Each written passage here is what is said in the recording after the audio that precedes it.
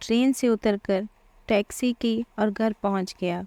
महीनों बाद घर वापस आया था, क्योंकि मुझे कारोबार के सिलसिले में अक्सर बाहर रहना पड़ता है। आज कई महीनों बाद घर में दाखिल हुआ था। मैं लंबे सफ़र के चलते थका हुआ था, इसलिए आदतन सबसे पहले नहा धोकर फ्रेश हुआ। तभी पत्नी आंगन में चाय नाश्ता ले आई।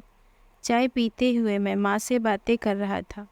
अगर मैं घर से बाहर रहूं और कुछ दिन बाद वापस आता हूं, तो माँ घर की समस्याएं और गांव भर की बातें लेकर बैठ जाती है। यह उनकी पुरानी आदत है, इसलिए उनकी बातें सुनता हूँ। कुछ बातों पर ध्यान नहीं देता हूँ, पर इस तरह अपने गांव भर के बारे में बहुत कुछ जानकारी मिल जाती है।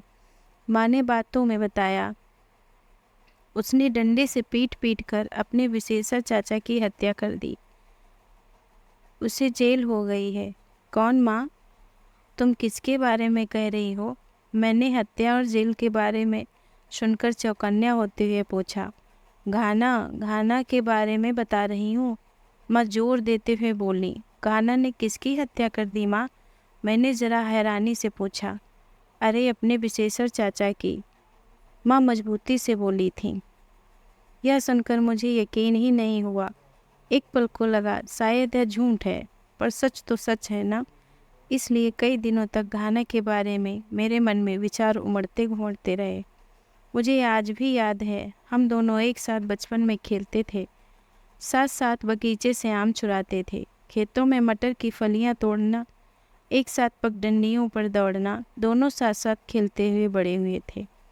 आज मैं कारोबार के सिलसिले में अपने गांव से दूर रहता हूं और कभी कभार ही आ पाता हूं। आज समय की कमी के चलते हम दोनों का मिलना जुलना कम हो गया था, पर आज भी हम दोनों की पटती है। जब भी मैं गांव आता हूँ, हम दोनों की घंटों बातें होती हैं। घाना के परिवार के लोगों की विशेषर चाचा से पुरानी रंजिश थी, क्योंकि वे उसके गोतियों थे। मैं एक बार किसी काम से उसके घर जा रहा था। उसकी चाची से माँ की तू मैं हो रही थी। उसकी माँ जोर से गालियाँ दे रही थी। उसकी चाची और उसकी चचेरी बहनें भी उसकी माँ को गालियाँ देने लगीं। घाना की माँ जोर जोर से चिल्लाने लगी, दौड़ रे घाना। इतना सुनते ही घाना अंदर से दौड़ पड़ा था। ऐसा लग रहा था कभी वह चाची पर टूट पड़ेगा। वह भी माँ की तरह अनाप शनाप बोलने लगा। मैंने उसे डांटा और शांत किया। वह मेरी बात मानता था। मैंने उसको समझाया, छोटी छोटी बातों पर गुस्सा क्यों करते हो, आखिर वह भी तुम्हारी चाची ही है। कुछ देर बाद मामला रफा दफा हो गया। कुछ दिन बाद घाना ने बताया, चाचा के परिवार से मैं काफ़ी परेशान हो गया हूँ। वे लोग ज़मीन जायदाद के बंटवारे को उलझा कर रखे हुए हैं। वे बंटवारे में ज़्यादा ज़मीन रख लिए हैं, इसलिए हम दोनों परिवारों में झगड़ा और तनाव रहता है। वे दोबारा बंटवारे के लिए तैयार नहीं हो रहे हैं। मैंने घाना को समझाया, क्यों नहीं तुम लोग सहूलियत से मांग लेते हो। वे कभी नहीं देंगे, वे बहुत अड़ियल हैं, घाना अफसोस से बोला था। इस कांड के बाद गांव के लोगों से मालूम हुआ कि जब घाना केस हार गया और उसे सज़ा मिल गई, तो उसने अपने माँ बाबूजी से भी मिलने से इनकार कर दिया था। सभी लोग उसे अपराधी मान रहे थे, लेकिन मेरा मन नहीं मान रहा था। इसलिए मैंने समय निकालकर उससे मिलने के लिए सोचा। मैं जेल के सामने खड़ा था। वह कुछ देर बाद सलाखों के पीछे आ चुका था। मुझे देखते ही उसकी आंखों में आंसू आ गए। उसके आंसू रुकने का नाम ही नहीं ले रहे थे। घाना, मैं तुमसे जानने आया हूँ कि आखिर यह सब कैसे हो गया। मैंने उससे सीधा सवाल किया था। घाना बहुत देर तक अपने आंसुओं पर काबू पाने की कोशिश करता रहा। जब वह चुप हुआ तो बोलना शुरू किया। भैया, आप जानते तो हैं, मैं उसकी उम्र से थोड़ा बड़ा हूँ और गांव घर के रिश्ते से भाई भी लगता हूँ, इसलिए वह मुझे भैया ही कहता है। फिर भी वह मेरा दोस्त है। एक बार फिर रुककर घाना ने बोलना शुरू किया। मैं गुस्से में ऐसा कर गया, वहाँ बाबूजी और मेरी बहन भी थी। माँ मारो मारो की आवाज़ लगा रही थी। मेरी बहन ने आग में घी डालने का काम कर दिया और मैं आगे पीछे भी नहीं सोच पाया। उस समय सामने माँ बाबूजी भी थे, लेकिन वे लोग एक बार भी मुझे यह नहीं बोले कि मत मारो। शायद किसी ने एक बार भी रोका होता तो मैं यह हत्या नहीं करता और जेल की सज़ा नहीं मिलती। मैंने तो तसल्ली देने की कोशिश की, अब जो हो गया सो हो गया, पछताने से कोई फ़ायदा नहीं। घाना मुझसे नज़रें नहीं मिला पा रहा था, अपना चेहरा इधर उधर घुमा रहा था। वह खुद को अपराधी महसूस कर रहा था। घाना कुछ सोचते हुए अपना हाथ मलने लगा था।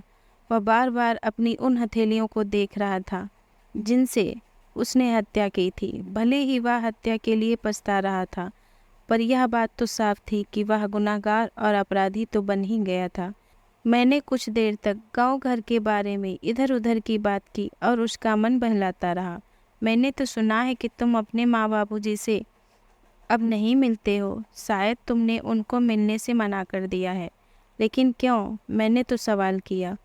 उसका चेहरा कठोर हो गया था। उसने बताया, भैया आप जानते हैं, माँ बाबूजी की इच्छाओं के चलते ही तो यह महाभारत हुआ है। अब मैं ज़िंदगी भर जेल में रहूँगा। इसके पीछे मेरे माँ बाबूजी ही जिम्मेदार हैं। वे ज़मीन के लिए, टुकड़ों के लिए ज़िंदगी भर जहर भरते रहे। वे लोग एक बार भी रोकते तो शायद मैं जेल में नरक नहीं भोगता। वे ज़मीन के कुछ टुकड़ों के लिए ज़िंदगी भर जहर भरते रहे। वे लोग एक बार भी रोकते तो शायद मैं जेल में नरक नहीं भोगता। सच्चाई सुनकर मुझे घाना के प्रति हमदर्दी हो रही थी, लेकिन ऐसे हालात में मदद भी नहीं कर पा रहा था।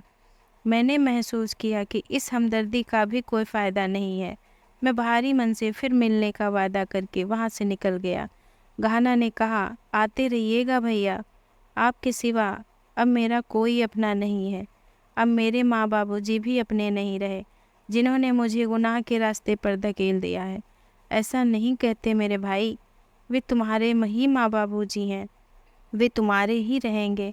मैंने समझाने की कोशिश की, लेकिन घाना की आंखों में नफ़रत और पछतावे के आंसू साफ दिख रहे थे। दोस्तों, अगर मेरी कहानी पसंद आई हो तो मेरे चैनल को लाइक सब्सक्राइब करें। धन्यवाद।